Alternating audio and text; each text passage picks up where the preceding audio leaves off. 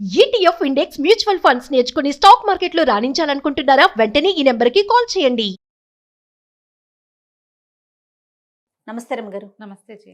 రమగారు, ఆడవాళ్ళ తెలివితేటల మీద ఏదైనా స్టోరీ ఉంటే చెప్పరా? ఎప్పుడు తెలివి తక్కువ ఆడవాళ్ళ కథ చెప్తారు. అమాయకపు ఆడవాళ్ళు ఇలా చెప్తున్నారు కదా, తెలివిగా ఉండాలి, అలాంటి స్టోరీ. నేను నీకు ఆల్రెడీ ఒక తెలివిగా అదేమిటి ఇంకా వీరత్వంగా ఉన్న వీరలక్ష్మి కథ చెప్పలేదు? చెప్పారండి. చెప్పాను కదా. వీరలక్ష్మి కథ బాగుంది. చెప్దాం. ఈవిడ ఒక ఆవిడ పుట్టమ్మ గారు ఈవిడ పేరు. ఒక ఊళ్ళోనట ఆ రోజుల్లో పాతకాలంలో ఎలా ఉండేదంటే ఓ 50-70 ఏళ్ల క్రితం మనకి టీవీలు పాడు ఏమున్నాయి అప్పుడు. సినిమాలు కూడా చాలా ఊళ్ళకి తెలియదు. ఈ హరికథలు, బుర్ర కథలు ఇలాంటివి కాలక్షేపంగా ఉంటుండేవి. అయితే ఆ కాలంలో ఒక హరిదాస్ గారు ఒక ఆయన ఊరూరా వెళ్ళి ఆ ఊళ్ళలో కాస్త మాట్లాడుకుని పెద్దవాళ్ళతోటి 40 రోజులు పాండవ ఉద్యోగ విజయాలు చెప్తానని, మహాభారతం చెప్తా, రామాయణం చెప్తా, భాగవతం చెప్తా, ఇంకేవో పురాణాలు, బ్రహ్మాండ పురాణాలు అవి చెప్తానని మాట్లాడుకుని 40 రోజులు ఆ ఊళ్ళో బస చేసి, లేదా 30 రోజులు, 20 రోజులు, కొన్ని రోజుల పాటు ఆ రోజు హరికథ చెప్పి డబ్బులు తెచ్చుకునేవాడు. దీంతో పాటు ఓ మృదంగిష్టు, తబలా అంటే డోలు వాయించే ఆయన, తర్వాత ఏమో ఒక తంబూరా ఒకళ్ళు దీనికి అనుగుణంగా వీళ్ళిద్దరూ, ఈయన చిడతలు వాయిస్తాడు కదా, ముగ్గురు కలిసి తిరుగుతూ ఉండేవాళ్ళు ఊరూరా. అయితే ఆయన ఏం చేశాడు, ఒక పల్లెటూరులోకి వచ్చాడు. ఈ పల్లెటూరు మరి సుమారైన ఊరు అనమాట. ఆ ఊళ్ళోకి వచ్చి పెద్దవాళ్ళతో, ఈ గ్రామస్తులతో మాట్లాడుకుంటే వాళ్ళు ఒక 10 మంది గ్రామ పెద్దలందరూ కూర్చొని మాట్లాడుకున్నాక సరే రోజుకి ఇంత చొప్పున ఇవ్వటము, తర్వాత ఏమో మొత్తం అంతా కథలన్నీ పూర్తయ్యాక ఎవరికి వాళ్ళు వచ్చిన వాళ్ళందరూ ఏదో రూపాయి పాలు వేస్తారు కదా, అవన్నీ మీకేనండి, మేము దేవాలయానికి ఉంచుకోము, మొత్తం కలిపి మేము కూడా కొంత ముట్ట చెప్తాం, మీరు ఇంత కష్టపడి వస్తున్నారు అని మాట్లాడాక అటాగేనండి బస అండి మరి అని అడిగారు. వీళ్ళకి బస భోజనము కావద్దు. ఈ మిగిలిన వాళ్ళంతా కాస్త ఆము అన్నారు. ఉంటే ఒక ఆయనేమో బస మా ఇంట్లో ఉండొచ్చండి, కానీ భోజనం మా ఇంట్లో కుదరదండి అన్నాడు. అనేసరికల్లా ఒక పేరింబొట్లని ఒక ఆయన, ఈయనకి ఏంటంటే మంచి ఉత్సాహం, ఎవరికైనా భోజనాలు పెట్టేయటం అవి చాలా ఇష్టం అన్నమాట. ఆయన ఏమన్నాడు, ఆ భోజనానికి ఏముందండి, మేము పెట్టేస్తాం, మా పిల్లలు 4 ఉన్నారు, వాళ్ళతో పాటేమో ఆవిడ వీళ్ళకి కూడా పెట్టేస్తుంది అని చెప్పి ఒప్పేసుకున్నాడు. ఒప్పుకున్నాక ఇంటికి వచ్చి చెప్పాడు, ఏమే మరి బస్ ఏమో ప్రెసిడెంట్ గారింట్లో కుదిరింది, మున్సబ్ గారింట్లో, మరి భోజనం మన ఇంట్లో, రోజు ఆ వేళకు వచ్చి భోంచేసి వెళ్ళిపోతారు, పగలు భోజనము రాత్రి పలహారమును అనగానే ఆవిడ గుండెల్లో రాయపడింది. 40 రోజుల పాటు ఏదైనా ఒక రోజు వస్తే వండి పెట్టేసేయచ్చు, రోజు చెయ్యొద్దు. ఒకవేళ ఏదైనా ఓపిక లేదనుకో, పిల్లలకి కాస్తంత పులిహార కలిపితే పిల్లలు తినేస్తారు, ఓపిక లేదనుకో అంత ఆవకాయ అన్నం కలిపి కాస్త వెనముద్ద నలిచిపెట్టి అంత పెరుగన్నం పెడితే అయిపోతుంది. 3 పెద్దవాళ్ళకి ఆవకాయ అన్నం పెడతామంటే ఏమైనా బాగుంటుంది, బాగుండదు. ఏం చేయాలో తెలియలే ఆవిడకి. బాగా ఆలోచించి సరేలేండి ఏముంది, ఈవేళ మొదటి రోజు కదా, మరి ఇవాళ మన ఇంటికి భోజనానికి రమ్మనండి, నేనేం చేస్తానంటే కాస్త సగ్గుబియ్యము పాలు అవి పట్టుకురండి, పాయసం చేస్తాను, అక్కడి నుంచి పూరీలు చేస్తాను అని చెప్పేసరికల్లా సరేనంటే ఈవిడ ఏం చేసింది, అంత వంట ఏం చేయలే, జాగ్రత్తగా. ఈవిడ పేరేంటంటే పట్టమ్మ గారు. పట్టమ్మ 3 పిల్లలు, 3 కూర్చోబెట్టుకుంది. వంటింట్లో కూర్చున్నాక ముందు పాయసం చేసింది, ఒక గిన్నెట్ చేసి అక్కడ పెట్టింది, పప్పు కూర చారు చేసేసింది. వంట అయిపోతూ ఉండగా వాళ్ళు వచ్చారు. 3 వచ్చేసరికల్లా 3 వచ్చి వాకిట్లో కూర్చున్నారు. భోజనం వేళ అయింది కదా, మరి 12 గంటలు అయితే రారు, భోజనం వేళ అయింది. ఈ భర్త గారు లోపలికి వచ్చి ఏమో ఎంతవరకు వచ్చిందంటే, వంట అయిపోయిందండి, దాని ఏముంది, మనకు అసలు విస్తరాకులు లేవు, ఇంట్లో ఒక్క ఆకు లేదు, విస్తళ్ళు లేకుండా ఎట్ట పెడతాం, పోయేట విస్తరాకులు కోసూరండి అన్నది. ఆ విస్తరాకులు అంత దగ్గరలో లేవు, ఇంకా 12 1 గంట దాకా సమయం ఉంది కదా, సరేనని ఈయన విస్తరాకుల కోసం బయటికి వెళ్ళిపోయాడు. వీళ్ళు 3 ముందు సావిట్లో కూర్చుంటే ఈవిడేం చేసింది, పూరీలకి పిండి కలిపి పూరీలు ఒత్తి పక్కన వేయించేసి పక్కన పెట్టేసి, పూరీల వాసన వస్తుంది లోపల నుంచి. ముందేమో సగుబియ్యం పాయసం చేసింది, సగుబియ్యం పాలల్లో ఉడికి పంచదార పడేసి కాస్త ఏలకపొడి పడంగానే వాసన రాదు, తీపి వాసన వస్తుంది. సంతోషించారు, అమ్మయ్య స్వీట్ ఏదో చేస్తారు. పూరీలు ఒత్తిన సౌండ్లు, టప్పు శబ్దాలు, వేయించిన శబ్దాలు, వాసనలు వచ్చినాయి. ఆ తర్వాత ఏం చేసింది ఈవిడ, అంత పూరీ ముద్ద పక్కన పెట్టి 3 బొమ్మలు చేసింది. బొమ్మలు చేసి ఓ పీట వేసి, పీట మీద అదే ఈ పూరీలు పీట ఉంటుంది కదా, 3 బొమ్మలు పెట్టింది. అమ్మ వీళ్ళు 3 ఎవరే అని అడిగాడు పిల్లాడు.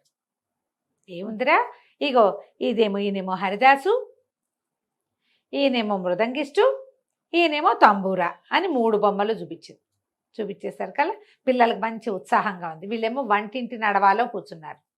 మన చుట్టాలు భోజనానికి వచ్చిన 3 పెద్ద మనుషులు వాకిలి వరండాలో కూర్చున్నారు. పెద్ద గ్యాప్ ఏం లేదు. పైగా పెద్దగా ఇల్లు ఖాళీగా ఉంటే మాటలు వినపడతాయి.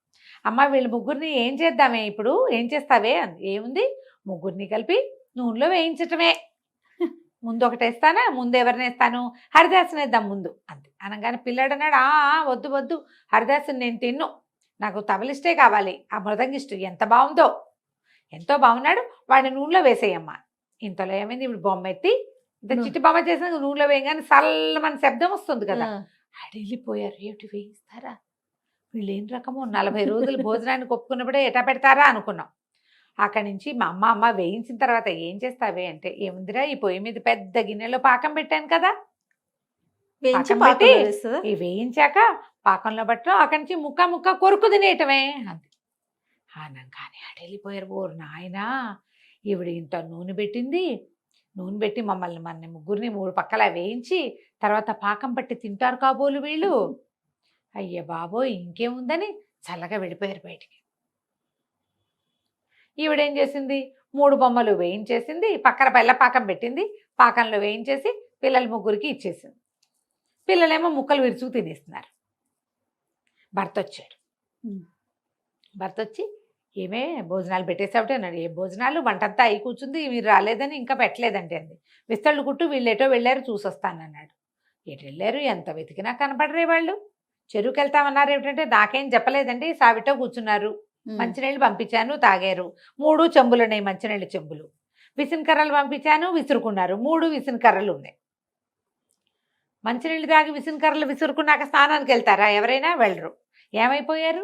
సరే అక్కడి నుంచి ఈయనన్నాడు, బసదకి ఏమైనా బట్టలు తెచ్చుకోవడానికి వెళ్ళారేమోనే, ఏ గావంసానో తెచ్చుకోవడానికి మర్చిపోయి ఉంటారు, మడిగట్టుకోవడానికి పోయి చూసొస్తానన్నాడు. బసకెళ్తే చెంబు తప్పేలా వాళ్ళవేమీ లేవు. వాళ్ళు ఏం చేశారు, ఈ ఊళ్ళో ఎట్లాంటి పరిస్థితులు వస్తాయో పొద్దున అడగంగానే ఒప్పుకున్నారు. వీళ్ళు 7 గంటలకు వచ్చారు, అడగగానే ఒప్పుకున్నారు, వెళ్ళి భోజనాలకి పిలిచేశారు. వీళ్ళు ఇంకేమైనా చేస్తారేమోనని వాళ్ళు ఏం చేశారు, ఆ బసకి పరిగెత్తుకుంటూ వెళ్ళి వాళ్ళ 3 సామాన్లు ఉన్నాయి, 3 సంచులు, తంబూరా 1, అక్కడి నుంచి మృదంగం 1, మొత్తం తంబూరా మృదంగంతో సహా బయటికి వెళ్ళిపోయారు. ఈయన ఆశ్చర్యపోయాడు, ఇదేమిటి ఇటా అయింది అని. అంతా వెతికాడు, ఎక్కడా కనపడలేదు. వాళ్ళని వెళ్ళి అడిగితే 3 సామాన్లు వేసుకుని గుర్రబండి ఎక్కినట్టు కనపడింది, ఒక పల్లెవాడు ఎవరికో. వెళ్ళిపోయారు. ఈయనకు అర్థం కాల. తీరా ఇంటికి వచ్చి ఏమీ బోళ్ళంత వంట చేసుకున్నట్టు పిచ్చిమొహంలాగా వీళ్ళు ఎందుకు వెళ్ళిపోయారునే అన్నాడు. అనేసరికల్ ఏం పర్వాలేదులేండి, మా అక్కయ్య వాళ్ళ ఇంటికి పూరీలు పాయసం అవి పంపిస్తాను, ఏం కాదులేండి. అది మొగుడికి గిన్నెలు చూపించాల, ఆవిడ వండిందెంత, భార్యాభర్త 3 చిటిపిల్లలకు కలిపి వండుకుంది అంతే. తన వరకు ఆయనకు అన్నం పెట్టి స్వీటు పాయసం పూరి పెట్టింది. అయ్యో ఇంత చక్కటి పాయసం, ఇంత చక్కగా వేసిన పూరీలు, ఇవన్నీ మిస్ అయిపోయారే వాళ్ళు. ఏమిటంటావు, ఏదైనా పనుండి వెళ్ళారంటావా, ఏమీ ఉత్తరమైనా ఒక కాగితం ముక్కైనా రాసి పెట్టలేదని ఆయన గింజుకుంటూనే ఉన్నాడు. కానీ ఆవిడ చిన్న నవ్వుకుని చిన్న కప్పులో పాయసం పెట్టుకుని వాళ్ళ అక్కయ్య గారింటికి పిల్లల్ని వేసుకుని వెళ్ళిపోయి. ఆవిడ తెలివి చూడండి. సింపుల్గా వాళ్ళు ఇంకా 40 రోజులు తను వండవలసిన పని లేదు, అవసరం లేదు, వాళ్ళని నోరెత్తనివ్వకుండా తెలివి ఏమీ చేయకుండా ఇలా చేసే ఆడవాళ్ళు లేరా జయ? ఇప్పటికి ఉన్నారంటారా రమ్మగారు ఇలాంటి తెలివితేటలు? ఇప్పటికీ ఉంటారు జయ. నో చెప్పకుండా చెప్పకని దాన్ని ఏమంటారంటే రివర్స్ సైకాలజీ అంటారు. మనం ఒక వీడియో చేసాం రివర్స్ సైకాలజీ మీద. అవును, ఇలా మాట్లాడతారు తెలివిగా. నాకైతే అంత బాగా రాదు, అక్క అయితే చాలా బాగా చేస్తుంది అంటాం. అంటే ఇంకా నేను చేయనంటారు. అవన్నీ నా వల్ల కాదు, మాకైతే మేకైతే చేర్చుకోండి అనరు.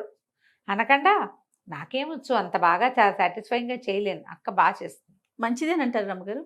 మంచిగా చెడ అడగకూడదు నువ్వు, అంటే గొడవలు రాకుండా ఉంటాయి అంటారా? తెలివి తమ మీదకి రాకుండా ఎవరి మీదకైనా తోసేయగలరు వాళ్ళు. తెలివితేటలు. నువ్వు తెలివిగల ఆడవాళ్ళ కోసం అడిగావు కదా, అంతే. ఇదొక తెలివి, సూపర్ తెలివి. అంటే నేనే చేశానని తెలీదు. 2 అబ్బాయిలు 1 అమ్మాయి. ఆ పిల్ల భలే తెలివిగలదనమాట. చటుకుని దాని పేరు వచ్చి గుర్తు రావటం లేదు నాకు. హిందీ పిక్చర్. ఓకే. ఆ అమ్మాయి అన్నిటికీ తను చేసి నీ ఫ్రెండే చేశాడని ఫ్రెండ్ని వాడిని సెపరేట్ చేయడానికి ఎంతో తెలివిగా చేస్తుంది. చాలామంది చేస్తారు. అది కనపడుతుంటుంది. ఆ సినిమా చూసినప్పుడు ఈ కథే గుర్తొస్తుంటుంది అనమాట నాకు. మా వాళ్ళు అప్పుడప్పుడు పెడుతూ ఉంటారు. ఎప్పుడు కూడా మన తప్పు లేకుండా ఎలాంటి తెలివితేటలైనా చూపించవచ్చు. దీంతో మనకి సమస్య తీరచ్చు, కానీ ఎదుటి వాళ్ళకి సమస్య కాకుండా మాత్రం చూసుకోవాలి. ఇది రివర్స్ సైకాలజీ మంచిదే, కానీ ఎదుటి వాళ్ళ కాకపోతే సమస్య కాదు. అది తీవ్ర రూపం దాల్చకూడదు అంతే. నమస్తే. నమస్తే.